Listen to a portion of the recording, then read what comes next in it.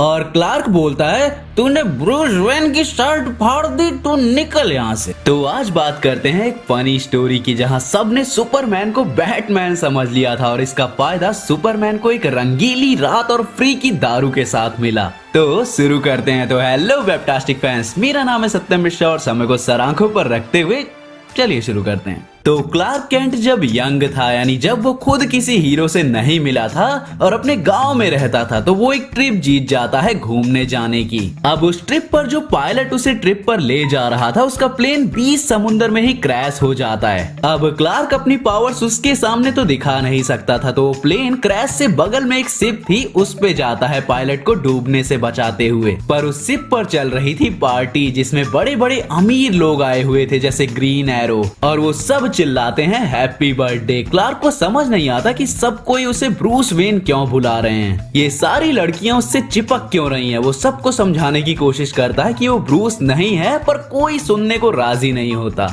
तभी बारबरा नाम की एक लड़की उसका हाथ पकड़ के उसे नीचे ले जाती है। ये वही बारबरा है जो फ्यूचर में जाके वंडर वुमन की विलन चीता बनती है। वो बोलती है मैं तुम्हें जानती हूँ, तुम ब्रूस वेन नहीं हो। ब्रूस वेन कभी अपनी पार्टी में नहीं आता। वो 12 साल का था तब से उसे किसी ने नहीं देखा, पर ये सारे लोग ये सब बस ब्रूस के नाम पे चिपकने लग जाते हैं। गौथम का सबसे अमीर अनाथ, पर इन्हें ब्रूस कभी नहीं मिलता, तो तुम उसकी जगह ले लो। ऐस करो जब बोट रुके तो भाग जाना, वैसे भी किसी का क्या ही बिगड़ रहा है। क्लार्क थोड़ा हिचकिचाता है, लेकिन फिर चिल्ला के कि I am Bruce Wayne, party किधर है, और वो पार्टी करना चालू कर देता है। इधर दारू, इधर लड़कियां। क्लार्क केंट खुद तो मजे करता ही है, साथ ही दूसरों को भी मजे करवाता है ब्रूस के नाम पे। पर उसे अजीब भी लग रहा था कि ये लोग उस पैसों को यूं ही उड़ा रहे हैं जिसके लिए वो इतनी मेहनत करता है। उसके गांव में लोगों का इलाज नहीं हो रहा, उतना पैसा तो ये गोल्ड फ्लेक्स के नाम पे खा रहे हैं। पर वो किसी से क्या ही बोलता, तो फिर से बारबरा के पास जाता है ब्रूस वेन के कपड़े पहने हुए, क्योंकि वो यहाँ सबसे अलग थी।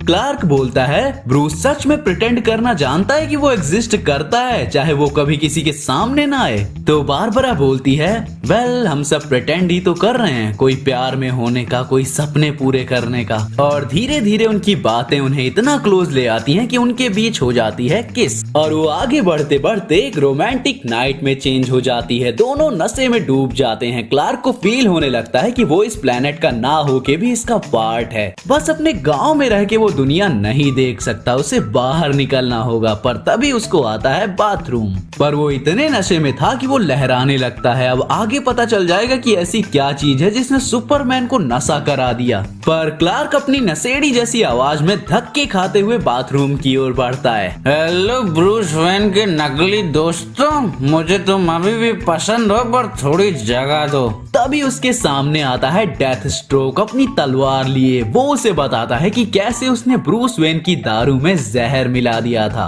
और वो कुछ ही देर में मर जाएगा। तो क्लार्क बोलता है कूल कॉस्ट्यूम और टेंशन ना ले, मैं मस्त हूँ, बस थोड़ा सा नशा हो गया है। डेथ स्ट्रोक को कुछ समझ नहीं आता, तो वो उस पर तलवार से हमला करने लगता है, लेकिन सुपरमैन तो सुपरमैन था, उसकी तलवार ही टूट जाती है। और क्लार्क बोलता है तूने ब्रूस वेन की शर्ट फाड़ दी, तू निकल यहाँ से। और उसी नशीली आवाज में एक चुटकी में वो डेथ स्ट्रोक को कहीं दूर उड़ा देता है। और बारबरा के साथ थोड़ा और फ्लर्ट करने के बाद उसे अपने साथ पैसों को पीछे छोड़ते हुए गांव आने के लिए मनाने की नाकाम कोशिश करने के बाद क्लार्क वहां से घर चला जाता है। और ब्रूस वेन वहां ट्रेनिंग करता हुआ जब सीसीटीवी में देखता है कि भैंस की आंख, ये कौन है जो मेरे नाम पे मजे ले गया। और डेथ स्ट्रोक को अब जिंदगी भर लगेगा कि कहीं ब्रूस वेन ही तो सुपरमैन नहीं। तो गाइस, ये थी रिसेंट में मेरी फेवरेट कॉमिक्स में से एक, सुपरमैन अमेरिकन एलियन। तुम इसे पढ़ सकते हो, 6-7 इश्यूज हैं, पर ये कहानी कैसी लगी कमेंट में जरूर बताना। और ऐसा क्या कुछ तुम लाइव एक्शन में देखना चाहोगे,